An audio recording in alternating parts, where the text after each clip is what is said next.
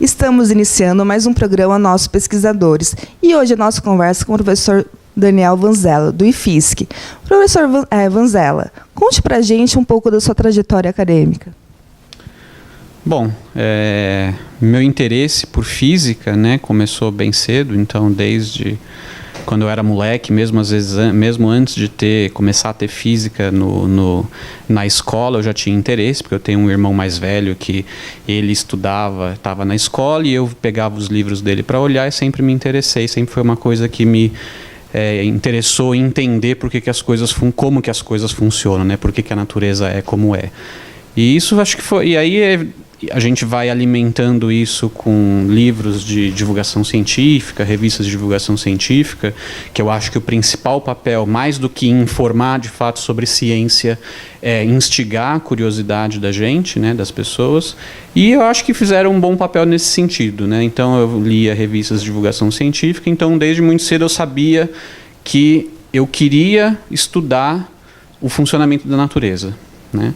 E portanto, então, em algum momento descobri que isso tinha que fazer física e, em particular, no meu caso, como eu também sempre gostei bastante de matemática, embora não pense como um matemático, mas eu tenho um gosto por matemática, então eu percebi em algum momento que a minha carreira dos sonhos seria fazer física teórica. E aí, então, eu fui atrás desse sonho, né? O senhor chegou a imaginar que seria professor?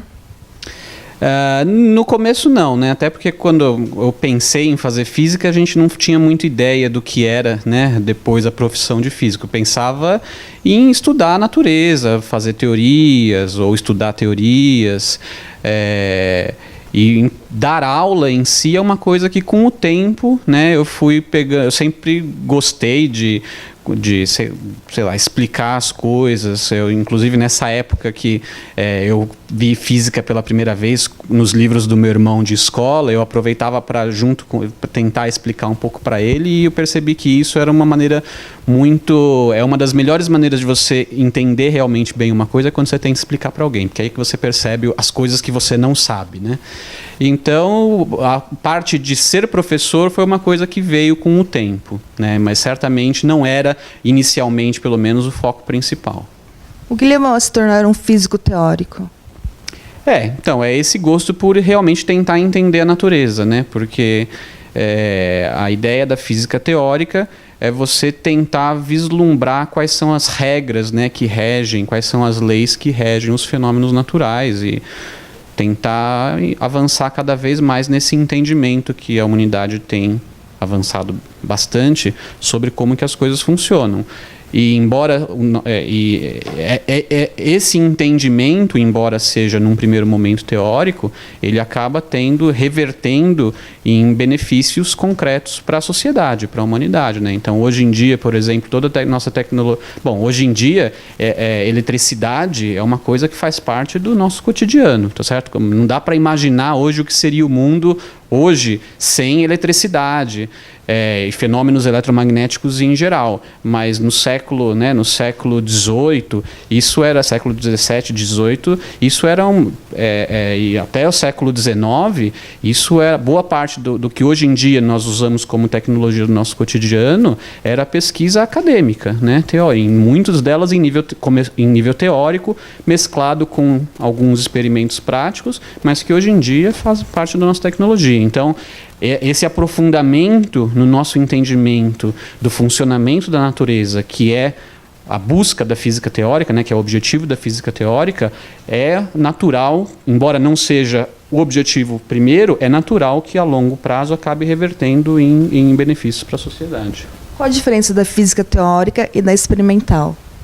Então, a física teórica, assim, é feita do jeito que vocês estão vendo aqui, tá certo? Então, o meu objeto de trabalhos é um monte de papel de rascunho, lápis, caneta, para fazer conta, e quando a conta não sai na mão, não dá para fazer na mão, tem o computador para ajudar a gente a fazer. Então, essa é a ferramenta de trabalho de um físico teórico, né? Livros, porque basicamente a gente trabalha com muito com ideias, né, conceitos. Enquanto que o físico experimental, além de também ter essa parte né, para você bolar um experimento, para testar uma teoria ou para bolar algum dispositivo novo, você evidentemente tem que conhecer a parte teórica, né, para saber como que as coisas funcionam, mas ainda depende, né, ainda envolve experimentos num laboratório, né, prático, que por isso acaba demandando mais recursos, né, financeiros para ser um físico experimental do que para ser um físico teórico. Então é mais barato ser um físico teórico. E qual é o desafio de ser um físico teórico atualmente? Olha, tem muitos desafios, né? Porque tem muita coisa aí da natureza que a gente não entende, nem sabemos se um dia vamos compreendê-la por completo, né? Pode soar um tanto presunçoso acharmos que como seres, né, como uma parte ínfima da natureza que nós somos, um dia vamos conseguir compreender a natureza em sua plenitude. Então, assim, desafios para a física teórica sempre vão ter. Então, dependendo da área, os desafios são diferentes, né? Mas sempre o desafio é tentar entender, tentar expandir a fronteira do nosso conhecimento a respeito da natureza. Vamos para um breve intervalo e voltamos rapidinho.